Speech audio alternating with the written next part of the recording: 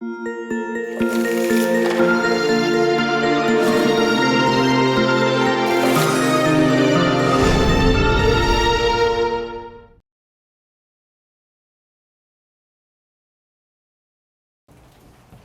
果要讲2个字就描述的话，我们要谈的是极限。好，但是我们要先谈连续函数，这个跟一般的书不一样。好，那原因是因为我觉得连续函数是一个比较直观的东西。好，那因为我没有要用很严格的方式来谈，我应该先这样讲：连续函数跟极限，如果严格的按数学系的标准来学的话，通常光是这一部分大概就要学1个月。以前我们都要学1到2个月啊，就拼命在那边写，那证明刚开头大家都搞不懂在干嘛，大概是这样。如果你听过的话，那个方法叫 epsilon delta 啊。那这个方法呢，我们没有要用。那关于极限，我用的方式还是比较直观的方式。直观的方式意思就是说，你大概想象是对的，它差不多就是对的。那这个问题基本上只有到后来，你碰到某些特别的东西才会比较困难。好，所以我们先谈什么叫连续函数。那连续函数，也还好嘛，连续函数就是图形，你有函数图形，当你画的时候，它从头到尾都连在一起，这叫连续函数，就是图形全部连在一起叫连续函数。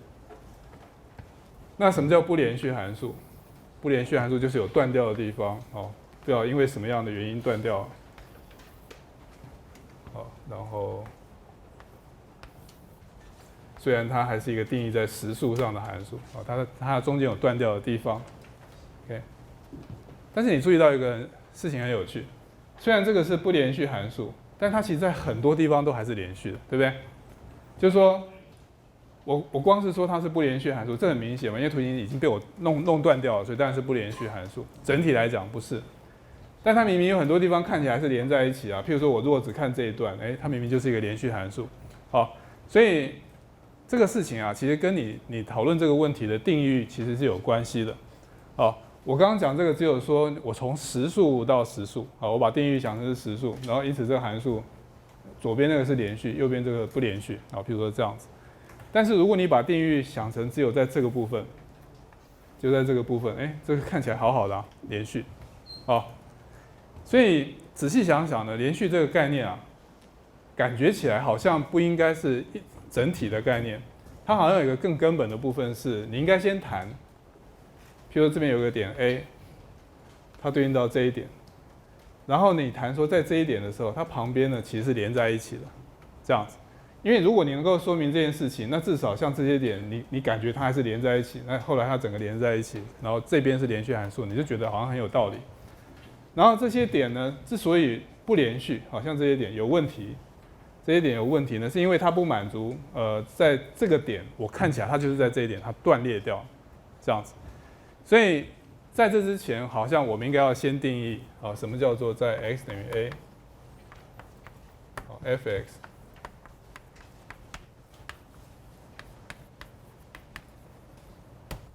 应该先谈这个。那但是我定义方式也还是很直观。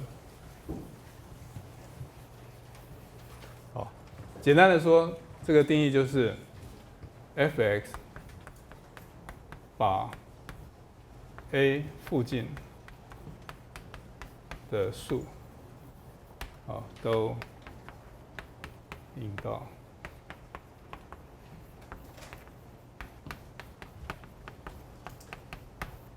就这样。绕口令。那从图形上来讲，它的意思是说，所谓在 A 连续啊，就是把 A 附近是什么东西？附近是一个你非常清楚是什么，但是要你讲清楚，你讲不清楚的东西，就是这种东西。A 的附近，好，你就假装这是它附近，好了，它附近的那些点呢，印上去以后，印到这边来，这里印到这里，这里印到这里，你看函数值，它取值的时候就在它旁边，就是 A， 然后这一点呢，这一段是 FA， 所以这一段是我把它取过来是 FA， 所以你可以注意到这旁边的点，果然印上去的时候，函数值都挤在旁边，印过去就在它旁边，就这样。那至于你说附近到底多小叫附近？那这就所以它其实有一个意思就是说，虽然大家附近不一样，但是呢，不管你把附近取成多么的小，它都对，就是有这种意思。没有关系，我们后面看一些例子。所以你可以看到20页下面这3个图，这3个图在我现在打10圈的那一点都不是连续函数，因为它们各自都违反了这件事情。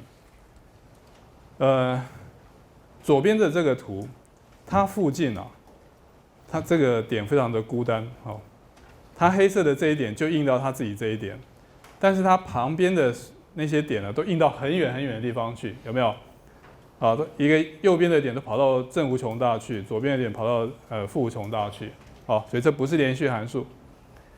我们再看中间这个图，中间这个图就好像那个黑点没有摆好，它照理说应该摆回那个白色的圈圈去，就是它如果一摆好就变成连续函数，可是因为它没有摆好，所以黑点旁边的那些点印的函数值都印到它好像该在的地方，只有它自己跑错地方。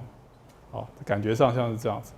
然后右边那个点一样，右边那个点右边感觉是连续的，因为右边的点都好好的印在它旁边，但是左边的点跑掉了，其实是这样子。好了，那这就简单说明就是所谓附近印到至少这3个都违反了。然后我们先谈我先谈那个你们该知道的东西，基本函数。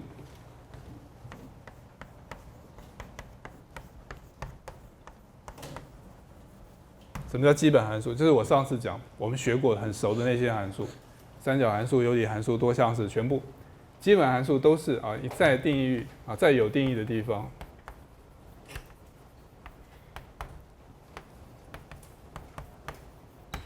都连续。不要写地方，在有定义的点全部都连续。譬如说多项式函数，从头到尾都有定义，所有的实数都可以，所以多项式函数从头到尾都连续。我刚刚这边漏讲。这边其实应该要再加一句话：如果在你的定义里面的每一个点它都连续的话，我们就说这个函数是连续函数。应该要加上这个，就是若 f(x) 在定义上所有点都连续，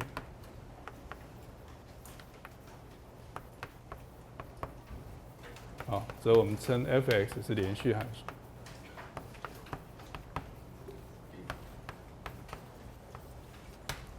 这样子 ，OK。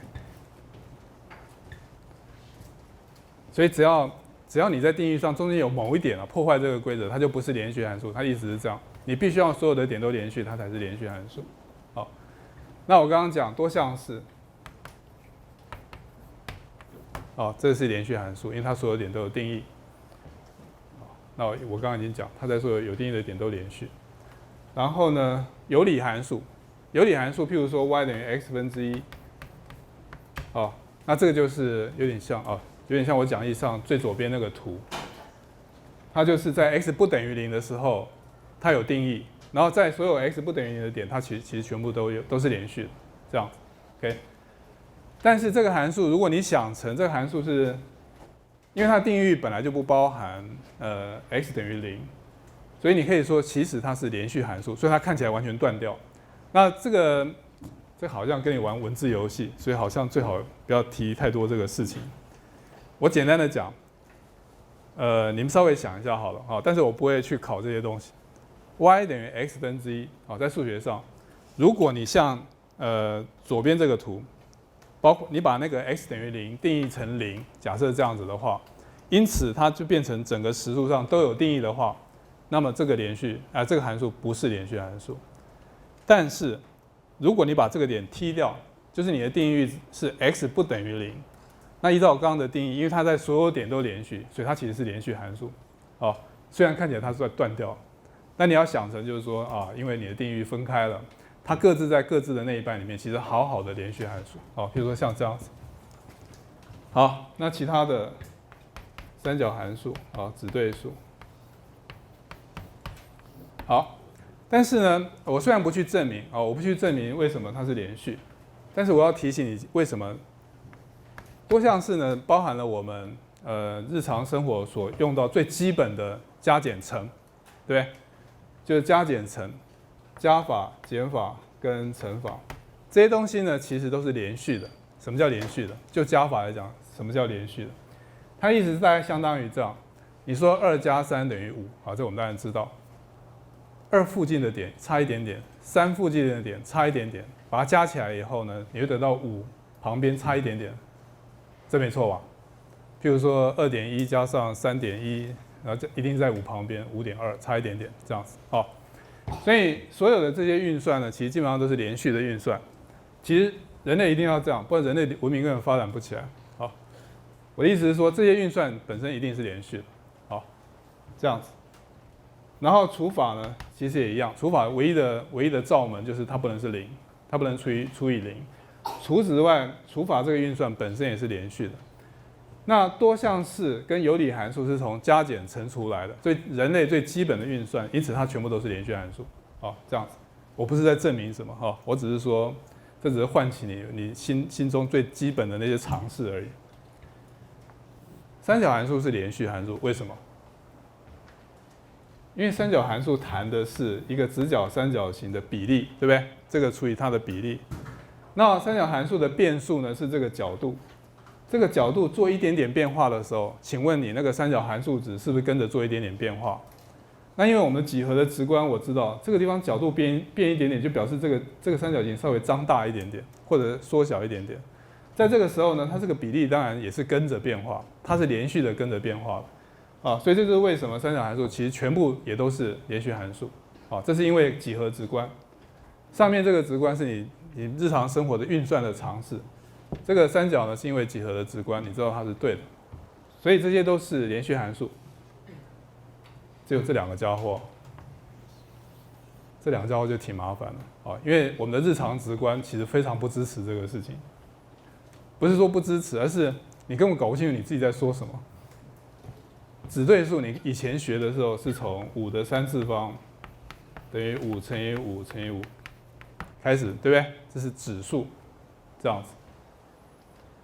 到了国中呢，不晓得为什么突然之间出现了5的0次方等于1，好，这已经非常违反你当初的这个直觉了，因为你本来是在乘你在做一个字节的自乘，那5的0次方你什么都没做，为什么是1呢？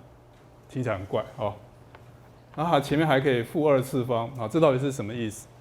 那你记得，我不晓得你还记不记得，但是你最好回想一下，你当初之所以会有这件事情，是因为我们想要把指数律推广到整数去，就是5的 m 加 n， 我希望它维持在5的 m 次方乘以5的 n 次方。那本来这是自然数而已，你现在希望它在整数都是对的，因此你把它带进去，稍微算一下，你就知道你非得要定义这样不可所以它是被定义出来、被约定出来的。OK， 是这样。好了，这个好不容易解决了，又开始出现5的1/2次方。那你要开始想5的1/2是什么？但是5的1/2次方呢，基本上还是利用这个东西来解决，就是你要扩张指数律，你现在扩张在这里，因此5的1/2乘以5的1/2等于5的1/2加1/2是5的1次方，所以你知道5的1/2应该是开根号，就是像这样子。所以你也是一步步的透过指数律来。好了，你做到这个地步呢，我们当然已经算是非常厉害了。就是我们已经到有理数，就是这是有理数我们在整个有理数上都可以定义。但是这是什么鬼我的根号2次方是什么东西因为它不是有理数，你也不能开根号，这些开也不知道开到多少去因为它是一个无穷的值小数。所以像这东西到底要怎么办？其实这是一个问题这真的是一个问题。那你们老师在高中解决的方式就是说，哎呀，指数函数就是这样。好，结束没有了他差不多都是这样，因为他如果再解释下去，他就要花1堂课，然后还讲不清楚这样子。所以这样是最简单的，画一个图，那些点啊，你就画在这里，然后你把它补起来，哦，就好像你当初画函数图形的技术一样。这些点反正在这边啊，那你把它连起来，哎，就对了啊，就这样子，好吧？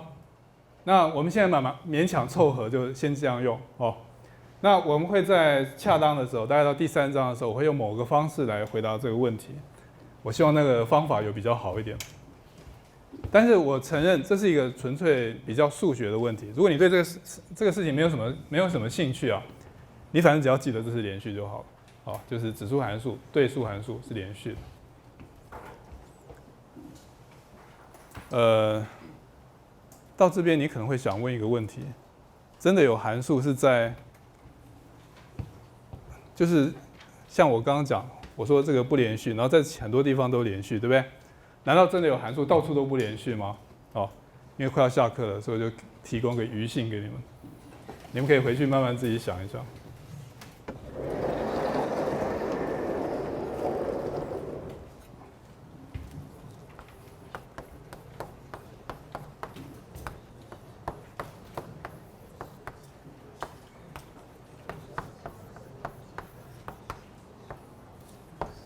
哦，就这个函数，这个函数比隐函数好啊，因为隐函数那个函数的式子根本写不出来，这个还好，它写得一清二楚哈。它只是不是一个算式，不是多项式，不是有理式，只是这样子而已。他说在有理数的时候呢，这个函数对应到0；当它不是有理数，它对应到1。这个定义非常的清楚。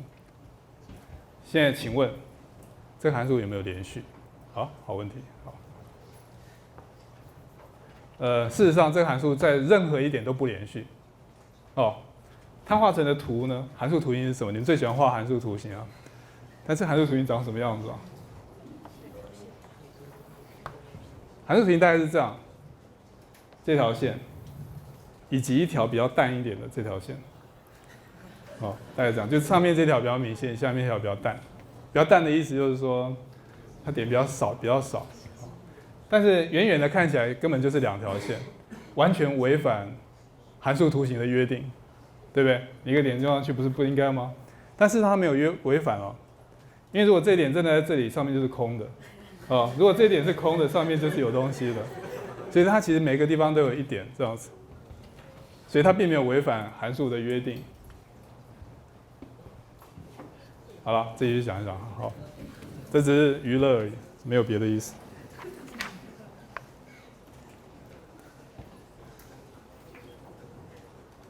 哦，它的钟太快了，好吧，那我们可以再讲一点点。后面这一部分呢，其实讲的很简单，也许我就很快把它讲一下。那我已经讲了，这些基本函数都是连续函数，所以下面这些例子只是应用我刚刚讲的那个定义啊，稍微说明一下啊，它为什么是连续函数。所以我们看一下第一个例子。第一个例子是说 f(x) 等于1。哦，这是连续函数，这是常数函数。如果连这个函数都不是连续函数的话，那人类文明就没有了。哦，因为这函数从左到右，你就是一路画过来，你看到没有？我刚刚就是这样画的，所以这是连续函数。不过这不太对，因为我刚画那个也是就直接画过来，那是假装的，这是真的哈。其实这个图看起来跟那个图完全一样。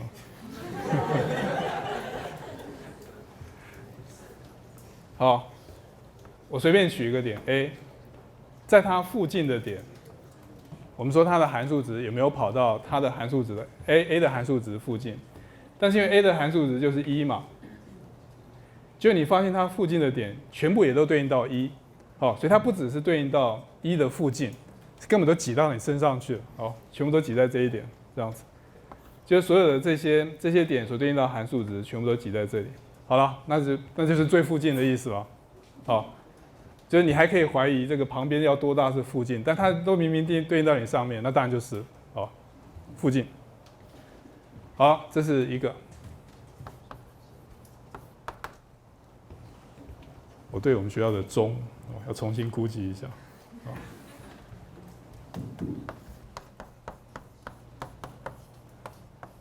好。这是简单的一次式，这是连续函数。好，那我们看大概要怎么说。所以 f 好，他不高兴。好，我把这个稍微讲完就好了。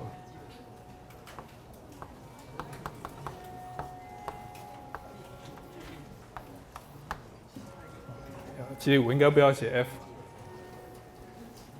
它的意思就是2，你把 a 加上很小的数，这是什么意思 ？a 加上很小的数就是 a 附近的数，为什么？因为你想想看，我们说2.1在2附近，就是2加上0.1的意思，对不对？或者1.9，它在2附近，就是2减掉0.1的意思，就是加上负0.1。反正不管怎么样，就是很小的数，所以你加一些很小的数呢，其实就是 a 附近的意思。然后你把它带进这个函数，你去计算一下，你就得到 2a 加上2乘上很小的数。然后呢，你要同意2乘上很小的数，其实还是很小的数，哦。好了，那就是了。那因为我们知道 y 等于2x 是把东西放大2倍，所以呢，你在那个很小，的确那个很小的东西变成2倍，但是因为很小很小的东西再放大2倍，其实还是很小嘛，哦，这样子，所以就说明了像这样的事情。一般微积分书其实连续函数是后面才讲，啊，通常是先讲完极限以后才谈连续函数。不过我的想法是，因为很多连续函数，尤其是基本函数，你们根本就熟得不得了，啊，所以还不如从直观上先让各位就是确定，反正这就是你们了解的东西。但是我在谈这个连续函数的时候呢，我用到就是后来我们讨论的一些例子。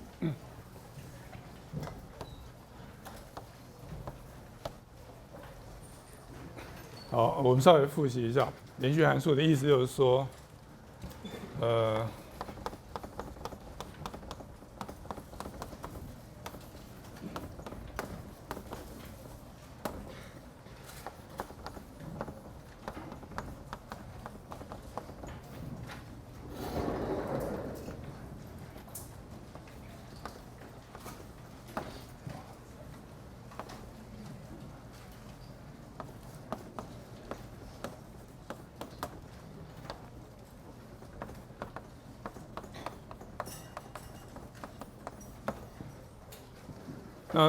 但我上次讲过，这个重点当然在“附近”这个词本身带着一点不是很清楚的意思。好，那这个东西当然数学家当然不能留着这个东西这么不清楚，所以他们有一个办法，把它讲得非常清楚，但是看不懂。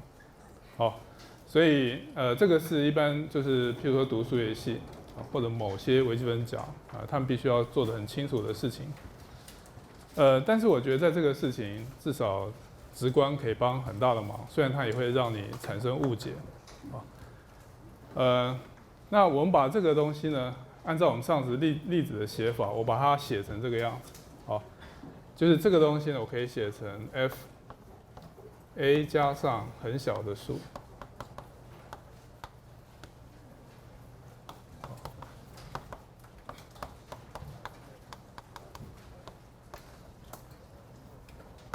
大致上可以写成这样。那这边呢，我们把 a 的附近转换成 a 加上很小的数，这就是 a 的附近。好，那所谓很小的数就是0.01啊、0.001啊、负0.01啊，好，就很小很小的数。因为所谓 a 的附近，好，譬如说2的附近是2.98，譬如说这样子，那2.98，不是2.98，对不起，1.98。那1.98就是2减掉0.02，好像这样，所以是加上负0.02，好像这样 ，OK。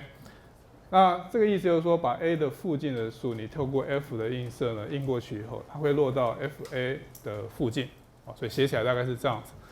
所以大致上，如果不是碰到很莫名其妙的函数，或者说你可以计算的函数，那大致上你可以用这个稍微检查一下。我不会说这是严格的证明，但是它离真正的证明其实也没有差太远。好，所以我们先回忆一下上次讲。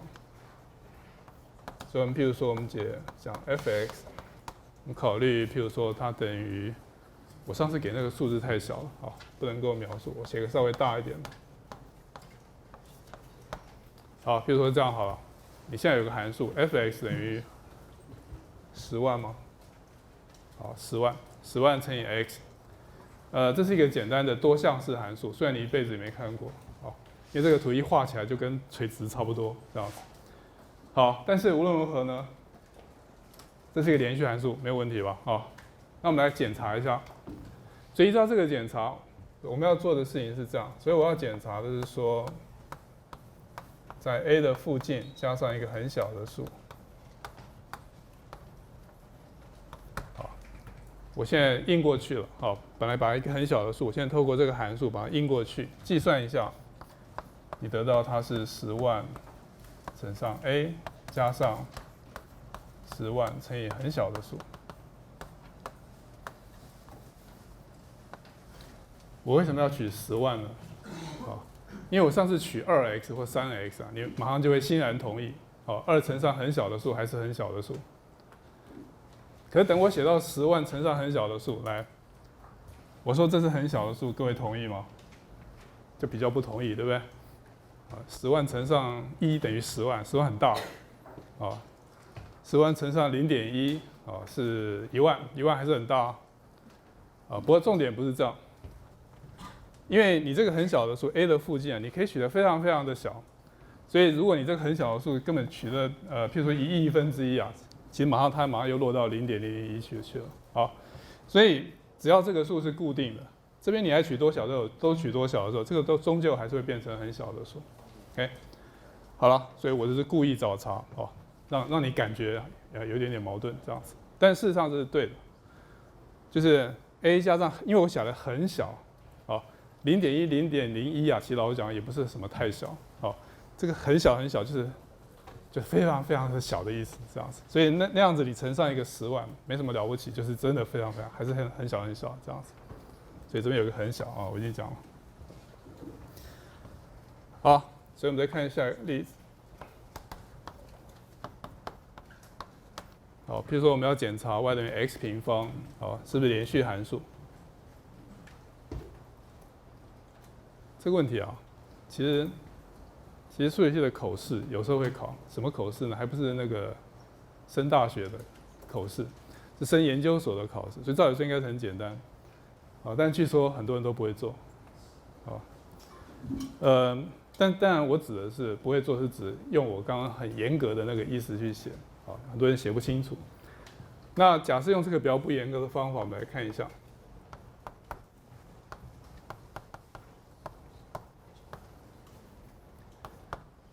假设我要说明 x 平方这个函数在 a 是连续的，所以我就是要检查刚刚这件事。好，我带进去，把 a 加上一个很小的数 a 附近的数带到 x 平方去。所以你现在透过计算，这个计算很简单，因为这是2项式展开，而且才2次方而已。所以 a 平方这是跟你们国中就很熟的东西。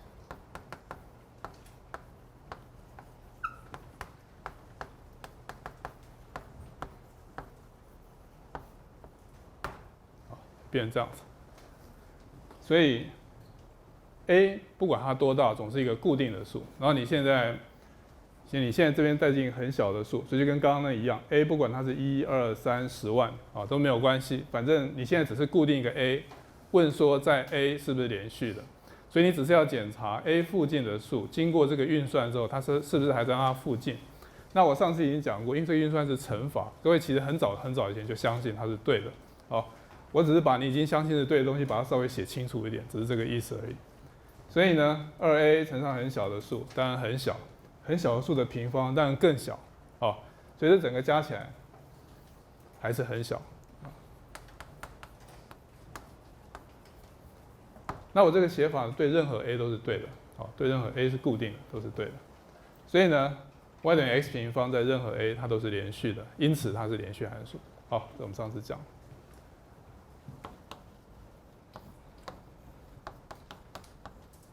好，我们再看，这是不一样的啊。我们先看不等于0的地方，反正等于0也无法定义，好，除非你硬定一个。好，我们随便取一个 a 它不等于0，好，加上一个很小 a 加上很小的数。那我现在知道，好，因为我已经知道我要证什么，我希望证明呢，这个很小的数会等于 a 分之一加上很小的数。好，我希望可以证明这件事情。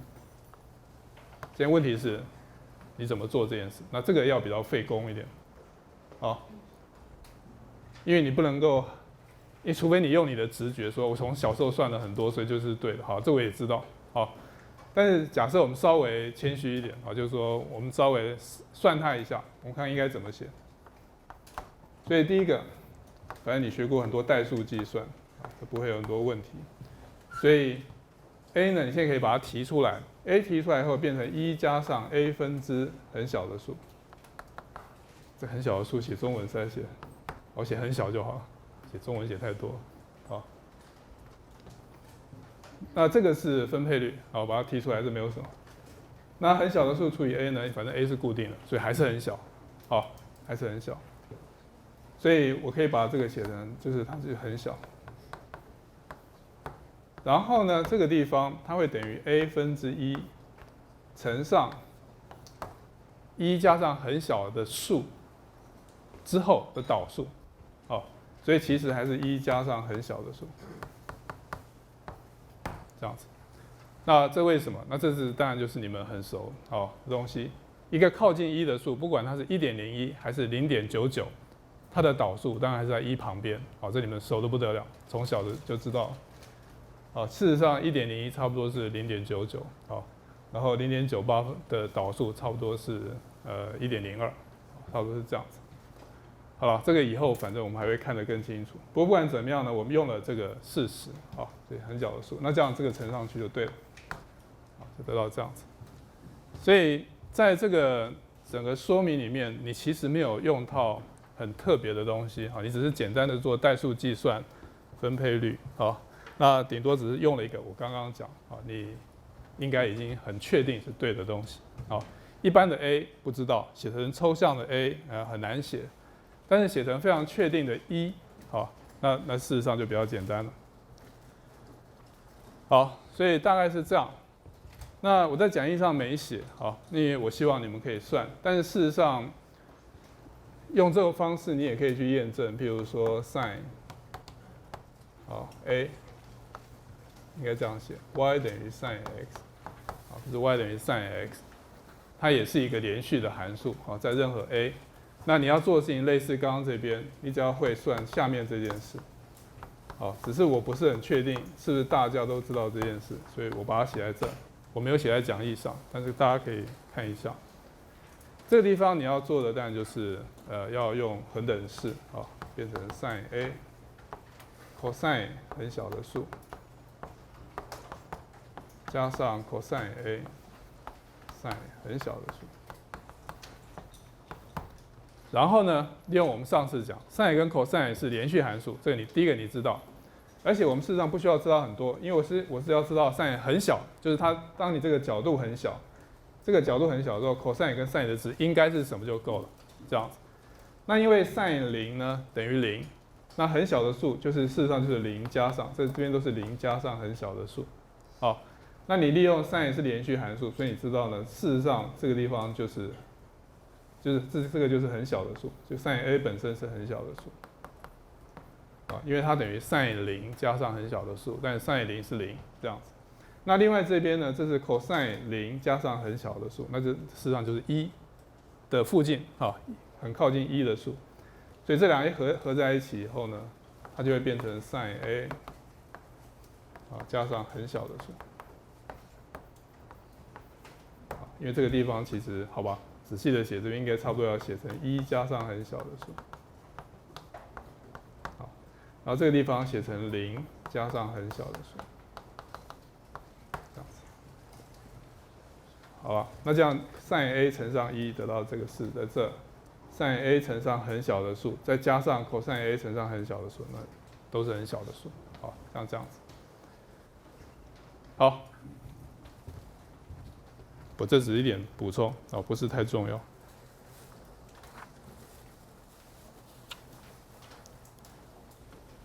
所以到这个地方呢，我们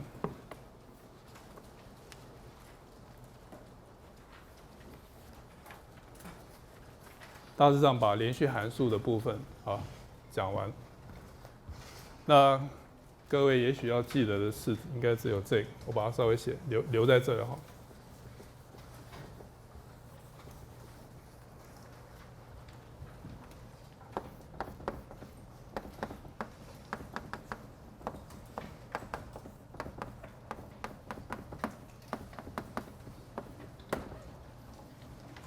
好，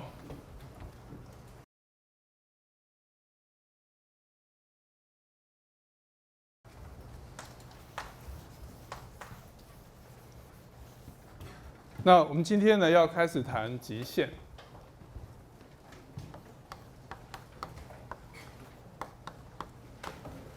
不过我没有要去谈极限的技巧因为技巧这个东西牵涉到比较多的微积分。所以我们要谈的其实只是观念。那观念其实大致上各位都知道因为你在高中都学过，所以今天算是一个复习。但是极限其实有很多种我们先谈你们，或者说从我们学习上照理说应该是最简单的一个。那各位可以把它当做一个经验来谈。所以我们先来谈数列，然后这个数列呢，我们说 n 在趋近无穷大，这个数列会趋近于 L。那这句话的意思是什么？如果不用很严格的数学定义的话，那我们模仿一个类似这样子的写法的话，大致上可以这样写，就是 an 终究会落到L 附近。你注意到我们又用了附近这个词，这样子。an 终究这边多了一个新的词。那在谈极限的时候，这个终究这个概念是很重要的。就是我如果不用非常严格的写法的话，那我就要在这个名词上比较考究一点终究。那终究这个词其实从普通话的意思就是说，它最后的行为才是重要，前面都不重要。这是终究的意思。最明显的例子是这样，你们都看过爱情小说、爱情电影，两个人终究会在一起是什么意思？那你们应该都很清楚，对不对？如果是用8点档的讲法的话，那个终究比较精彩。好了，譬如说我们随便乱讲一下，男女主角可能从小青梅竹马，住在隔壁村，一个住街头，一个住街尾，很早就认识了，安定终身。然后呢，在小学6年级的时候，女孩子就搬走了，有没有？很多电影都是这样以为两个就分开了，因为小时候都不算嘛。可是后来到大学的时候呢，两个人在台大校园有碰到了。好了，这样算终究在一起吗？好像还不算，对不对？因为后来男生去当兵，女生写一封信来说，她刚好拿到奖学金，她要出国了就到美国去了。那男生家里很穷，没办法出国，所以又分开了这下大概没有什么希望。后来呢，男生就不晓得为什么走私，开始变8点档也就是走私，然后跳机跑到美国去，在纽约街上又碰到女主角，好了，两个人又在一起了。但是不久，女生因为这个走私的纠纷因为男生走私的纠纷就被这个黑手党绑架走了，这样子。然后他要去追她的时候，好不容易追到，然后女主角又穿越了。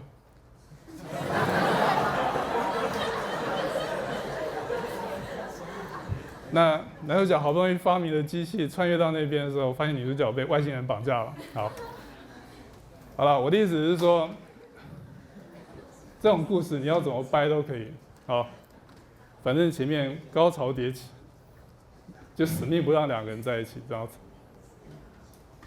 终究，就这个戏演到最后，如果这个编剧还没有把他们两个弄死的话，好，就说一定要让他们两个在一起的话，终究到最后呢，就会产生那种非常幸福的结局。到最后两个人终究在一起，好，这样就很清楚了，终究就是这个意思。所以呢，你要讨论，好，让我们回来，八点档忘掉了。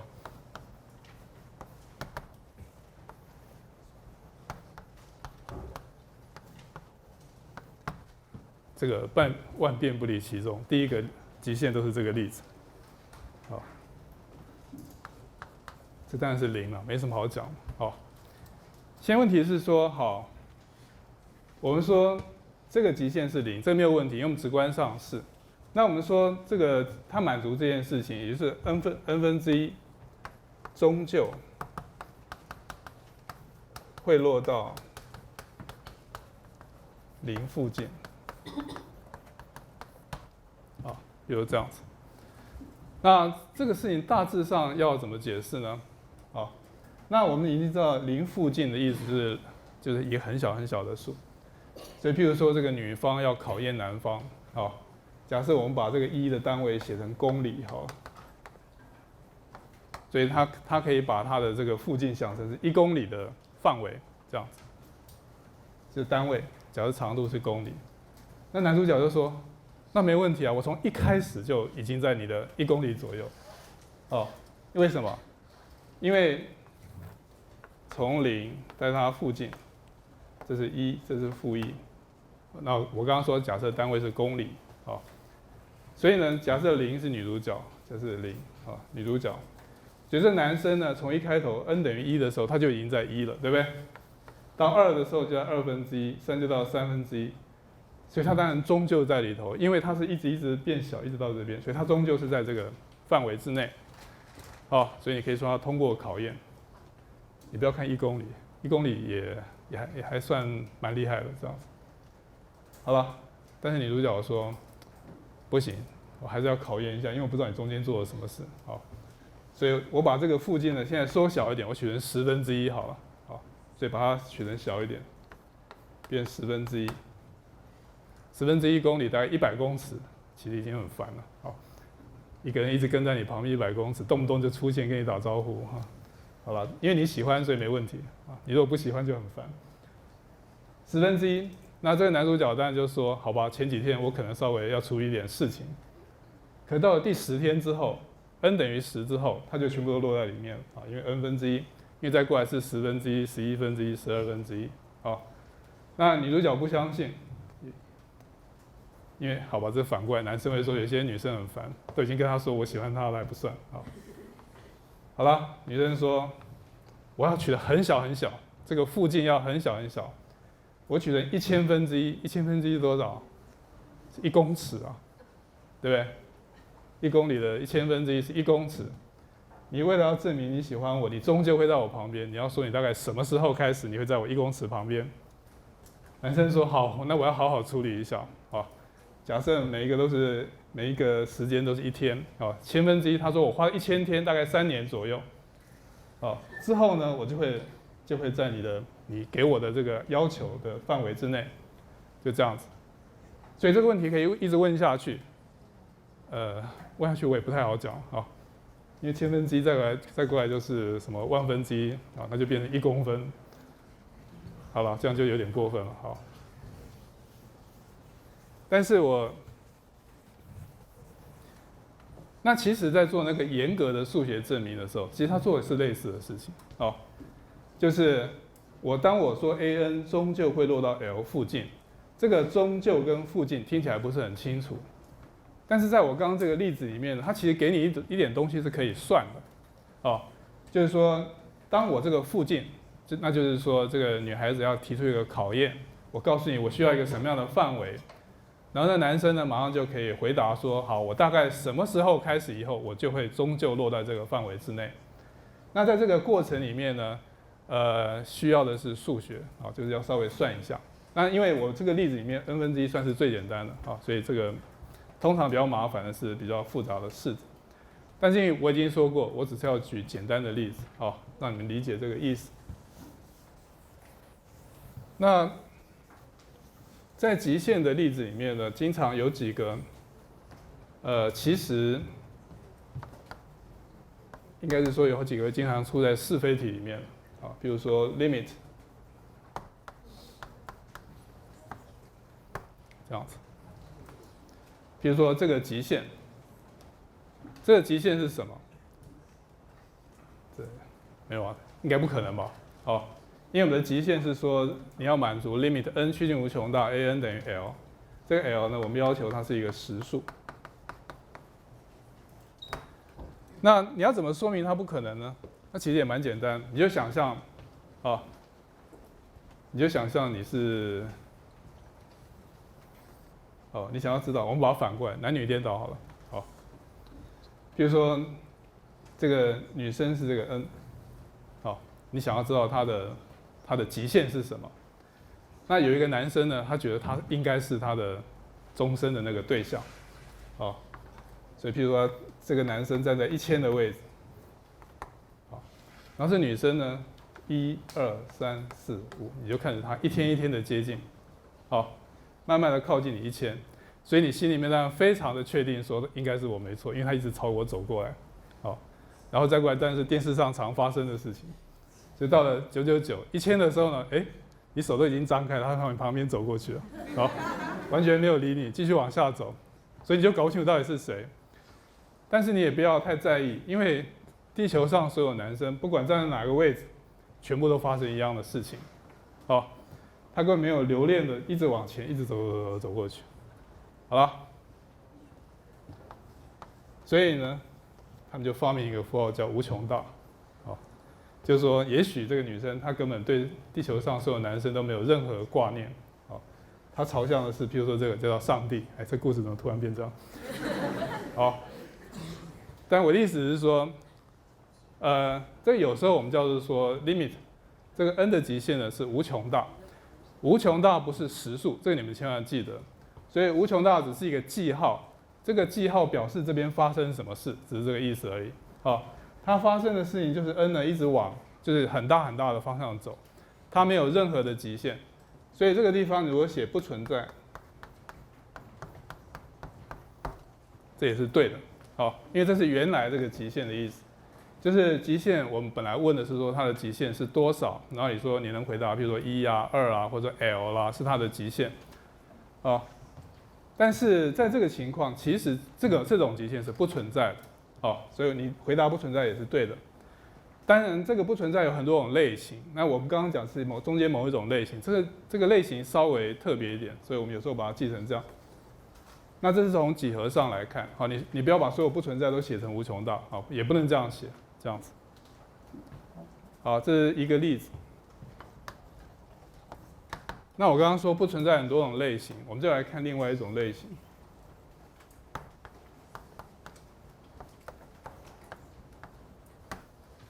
比如这种类型，这个数列其实是很简单，它的麻烦只是在于辨别它到底有没有极限。这个是什么？就是它就在1跟-1中间跳来跳去，跳来跳去，对不对？这是一个不太好的故事，就是说，你如果从偶数月去看，你不要每天检查，你从偶数月去看的话。你会发现他每天都在这边，真的是太专情的一个男生，这样子。偶数月全部都在这里，非常就是它的极限看起来是1，但是呢，你一打开这个奇数月的那个记录啊，它全部都在-1。请问，从严格的定义来讲，这个数列有没有极限？那我很了解，有些人会觉得这个情况也不是太坏。这情况就有点像刚刚这个，它情况也不是太坏，就是说，这坏不坏，当然就看各位怎么想了。如果你觉得情况不是太坏，你大概是属于明清或者明初时代的人这样子。依照我们现在的标准，这个情况是很糟糕的。好，那我们的标准是现代标准，所以如果你问说它终究是会落到 L 附近，我相信是这样。在1的这个人，他不会觉得他是终究，因为他其实每个奇数月他都跑掉了，如何这样子？所以从1的观点，它并不是终究落到1的附近，因为它始终会跑掉。从负一的观点也是一样，它也是始终会跑掉。你只是说从一个比较宽容的角度来讲，它稍微好一点，只是这样子而已。OK， 所以我们还是写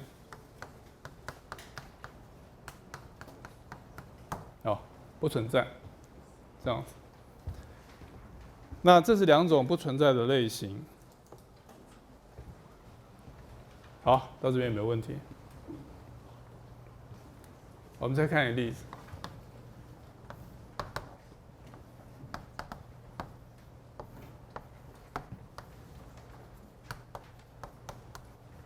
好，这也是一个非常典型的例子。那这个例子的关键跟前面不一样，这例子是要讲某一个法则。那各位注意到的是 sin n 不晓得怎么算，sin n， 因为 n 不是普通的角，它是净度量，所以 n 是整数的时候，通常大家都很少看到 sin1、sin2，一愣就傻眼，完全不知道怎么算。那但是这个问题很实质的就在问这个极限是多少，所以我们要说明这个事情。那首先这个 sin n 它怎么跑，你其实很难度量，就是这是0，我们唯一知道就是它在1跟-1之间。但是 sin n 的跑法呢，这是一个还蛮，就是你完全不知道它在哪里，它就是乱跑而已。简单的讲，它就是乱跑。从你的观点，好，但是我们要说明呢，它的极限其实还是0。那这里面当然有一个你们从高中就知道的基本的方法。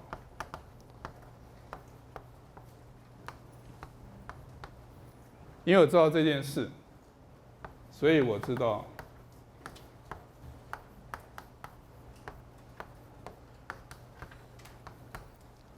所以我知道它会被关在 n⁻1跟负 n⁻1中间。因此，当 n 变大的时候，因为 n⁻1跟负 n⁻1终究会落到0的旁边，这个被夹在中间的当然就只好也终究落到0的旁边。这样子，这情况有点像你画这个图。各位有看过那个在电视上这个动作片有一种机关，机关的，这是两座墙壁，一个人在中间被困住，旁边这些都是墙壁。而且呢，很糟糕的是，这个东西会移动，所以它慢慢的往这边夹，这边慢慢的往这边夹。其实这边就是这个意思，差不多是这样子。虽然这个男生看起来到处乱跑，但是女生说好，你到底什么时候会落到，譬如说1/10附近？然后这2个墙壁呢，就是 n⁻1跟负 n⁻1，负 n⁻1。所以你现在随着 n 的变大，推到10的时候，这边是1/10，这边是负1/10。那虽然 sin 1/10除以sin 10除以10到底在哪里不知道，但不管怎么样呢，因为我很确定它是在这2面墙壁中间，所以呢，这个男生就反正在这中间某处不知道在哪里，但是确定在某处。所以随着这东西慢慢的夹过去呢，然后你就可以很确定，它会落到0的旁边。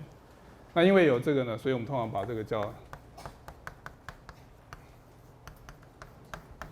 这个方法叫夹击法或者叫三明治法。这个方法是说，如果你知道一个数列，它被2个数列给围住，而且你还知道旁边这2个数列，你已经知道它会趋近于同一个数的话，那中间这个呢，它就会只好跟着也趋近到同一个数。那基本想法大概就是这样。所以我们都要写清楚，就是这个。好，我把这个擦掉。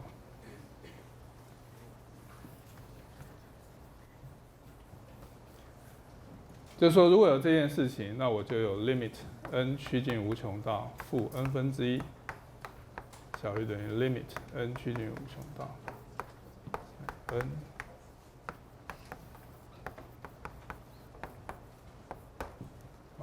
这样子，同时给极限，然后这个等于0，这个等于0，所以只好，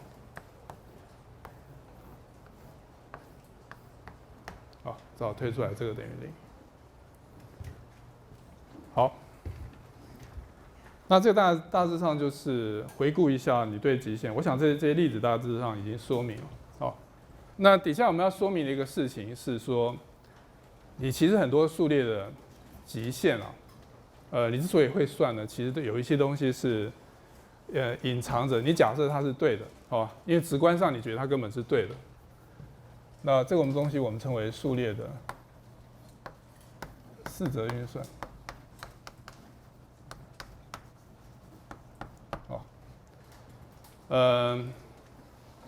老实讲，这些你们大致上都知道啊，虽然也许不晓得它为什么对，但是大致上都知道。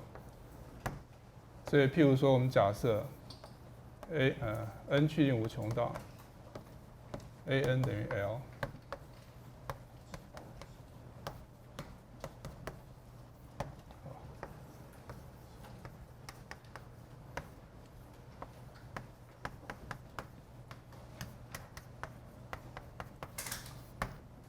就是如果你已经知道这个极限是 l， 另外一个数列 Bn 的极限是 m， 那你把这两个数列加在一起，它的极限呢就是 l 加 m 这样子。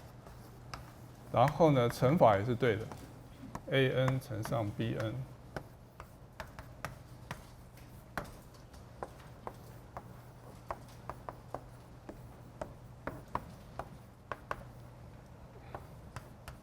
好，不过这个要假设 m 不等于0。m 等于0不对，这样子。然后第四个，假设 hx 在 L 连续，其实就是因为这件事，所以我要先讲连续函数。因为在很多地方其实你们都已经用过了这个东西。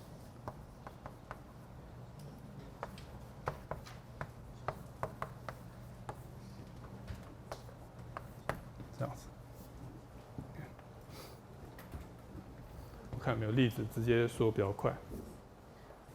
我要稍微证明一下中间的式子，不过我先举一些例子。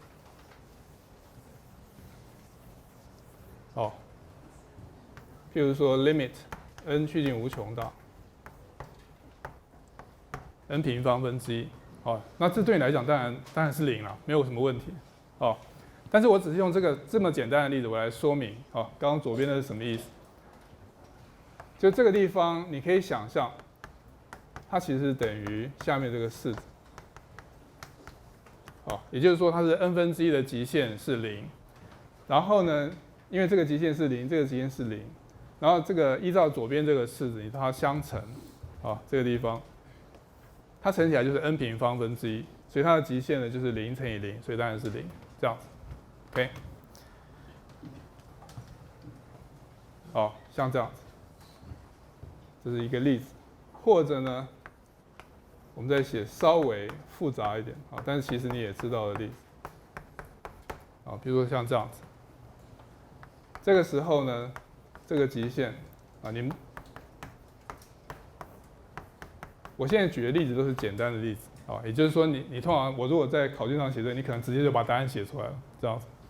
那我现在只是把这个东西放慢让你看到其实你中间做的大概什么样的事情。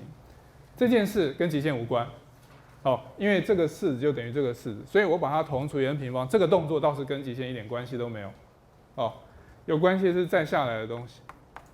再下来呢，我们就严格的写，它要写成 limit n 趋近无穷大1减掉 n 平方分之1，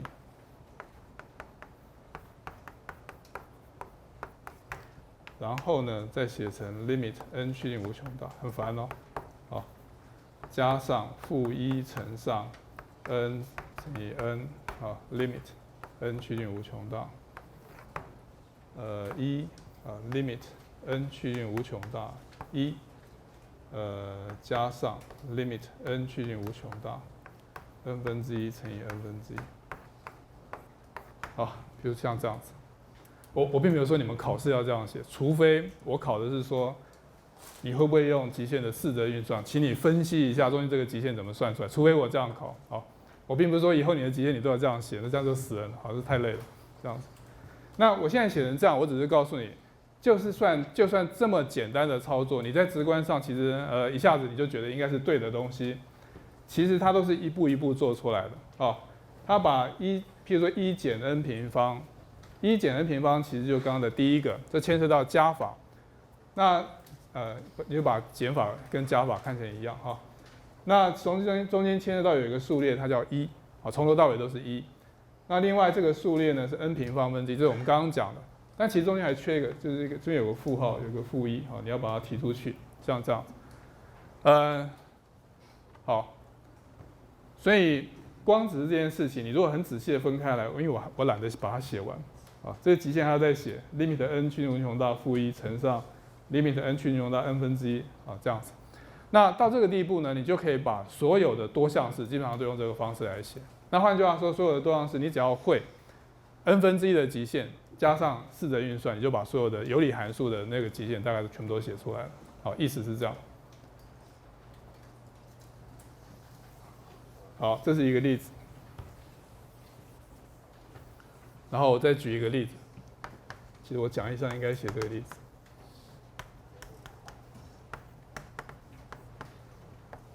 好，又譬如说这个例子，这例子其实你没办法算，因为主要是 sin， 就是你心里面有一个感觉，但是你其实不晓得怎么写。这样子，因为你没办法去算它，所以你也没办法去终究这个终究到底要怎么写，因为你这样算以后，你那个时间你就估不太出来了，你心里面知道说它反正一定要对，但是你估不太出来。那这个地方呢，就是第4个例子，好，要用到第4个例子，那就是一方面你知道 limit n 趋近无穷到 n 分之1等于0，是第一件事。第二件事，你假设 h(x) 等于 sin(x)， 那我们知道这是连续函数，它在任何点都是连续的，所以你现在利用第4个，你就知道 limit n 趋近无穷到 sin n 分之1其实会等于 sin limit n 趋近无穷到 n 分之1等于 sin 0。好，比如说这样。那我这边用了一个稍微快一点的写法，但是写法因为很漂亮，所以我先把它写下来。好，这个东西的极限，你的 sin 跟这个 limit 这个符号，你可以把它转过来带进去。但是这个等号之所以成立，完全是因为第4个，就是我要考虑这个极限。那因为 sin 是连续函数，以至于这个它这个极限呢，其实应该要等于 sin n 分之1的极限，那这个就是我们现在的 l， 所以就是 sin 0，因此就得到0。本来应该这样写，好，但是因为我就把这个第一个式子呢，把它带进来写，好，然后中间这个换过来这个东西，是因为我知道 sin 是连续函数得到的结果，那就是第4个东西。所以在这个写法里面，你只要知道 sin 是连续函数，其实你并不是真的需要去做刚刚讲那个终究，做那个估计，因为从这个地方，事实上你就清楚的说明它其实，就是极限其实就是 sin 0，OK， 这就是为什么我们需要这个4则运算的原因就这些东西，也许对你来讲好像很显然。但是不管怎么样呢，它就是帮忙你做很多其实你不晓得怎么做的极限。所以我稍微说明，我都不敢说是证明，我稍微说明一下。譬如说第一个最简单，我先说这个，那让你先知道大概发生什么事，然后我们再来说明那个第4个，第4个稍微麻烦一点，那2跟3介于中间，我就留给你去写。所以第一个。我们想要说明这是对的，那你知道它应该是对的。那原因是什么？原因其实就是出在我已经讲4则运算本身是连续的，那什么意思呢？我们来看一下。所以第一个 limit n 趋近无穷到 an 等于 l，那这句话的翻译就是 an 终究会等于，好吧？不然我发明一个符号好了，好，这个符号就只有在这个说明有一点用而已，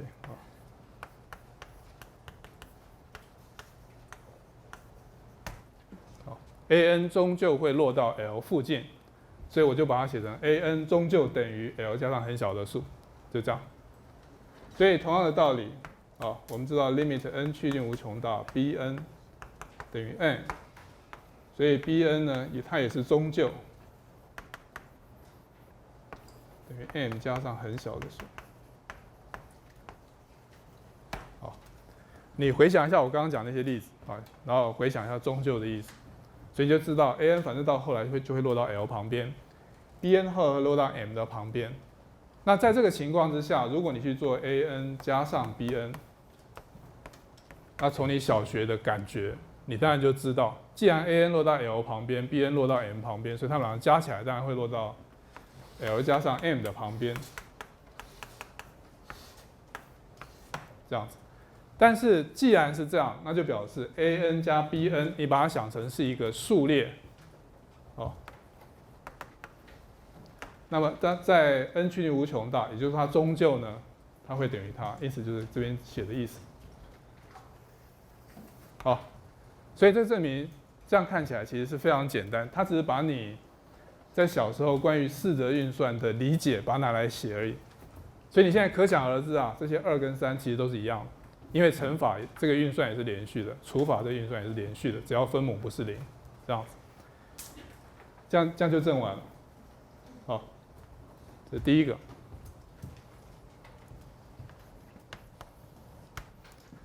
那我们现在来看第四个，第四个稍微麻烦一点。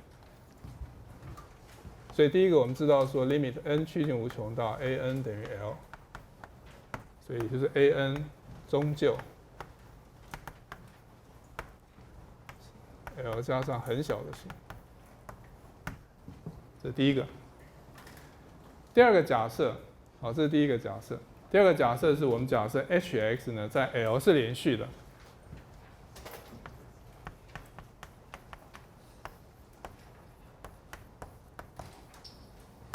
那这句话的意思是什么？我刚刚写在这里，好，在这边，也就是说 h 在 L 是连续的 ，L 加上很小的数，它会等于 HL 加上很小的，因为它是连续的，所以它会把 L 附近的数印到它的函数值的附近，这样子。好了。所以你现在考虑，把 an 带到 h 以后的极限，所以你要考虑的是 limit n 趋近无穷到 h an， 你要考虑这个极限。那事实上你就是在问 h an 终究会落到哪里去？其实这个意思，对不对？所以你在这样问的是 h an 终究会落到什么东西旁边去？但是你现在把旁边这两个把它写下来，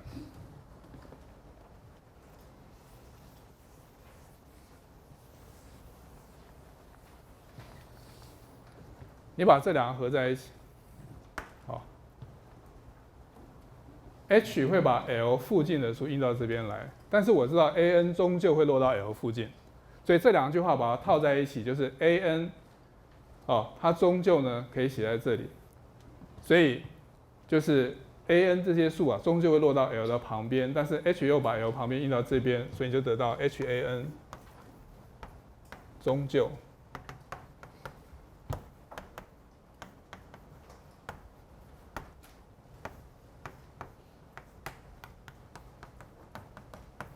这样子。好，这两句话合起来。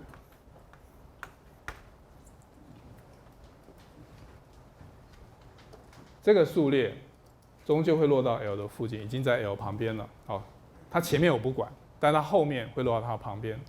那所有那些在旁边的，从 h 是连续，我知道它一定会落，它的这个映射过去以后，一定会落在这附近。因此，你不管那些 n 前面大的发生什么事，我都不管，你只管那些终究它已经落到它附近来的那些那些数全部都会落到 HL 的附近，这样子。因此，你现在考虑 HAN 的话，那它终究就会落到 HL 的附近，因此我们就说明了后面这个事情。OK，